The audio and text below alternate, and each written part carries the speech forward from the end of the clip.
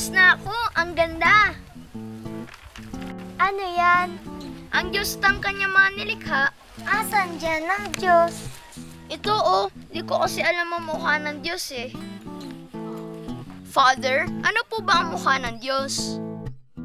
Ano ang mukha ng Diyos? Ito po ang tanong ng marami, lalong-lalo na ng mga batang musmos. Marami po ang maaring sagot sa katanungang iyan.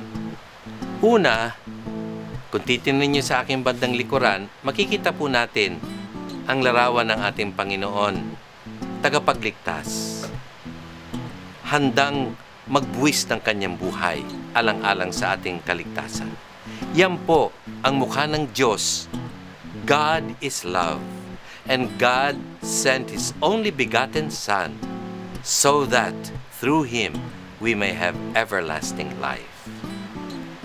Bukod po dyan, masasabi din natin na mababanaag natin ang mukha ng Diyos sa kanyang, sa English sasabihin natin, creation, the majesty, ang kagandahan ng kanyang nilikha, ang kalangitan, ang karagatan, ang batis, ang kabundukan, ang mga bulaklak, ang mga hayop na kanyang nilikha.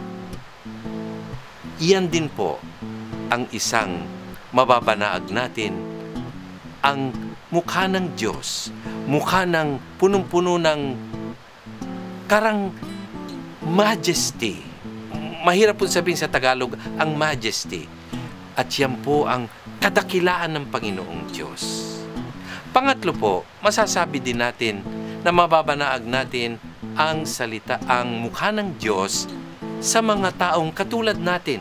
Sapagkat ayon po sa banal na kasulatan, tayo po ay nilikha ayon sa wangis at dulad sa ating Panginoon Diyos.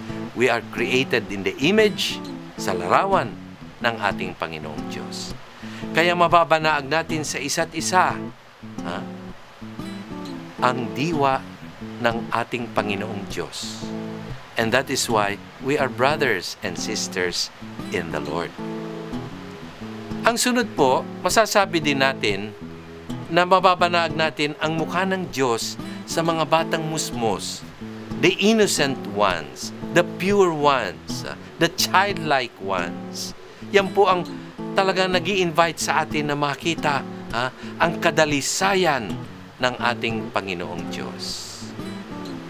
At sa palagay ko, ang isa pa, at marahil para sa akin huling mukha ng Diyos ay sa mga mahihirap, sa mga may sakit, sa mga bilanggo, sa mga naaapi, sa mga nalulungkot, nalulumbay, at sa mga naghihirap.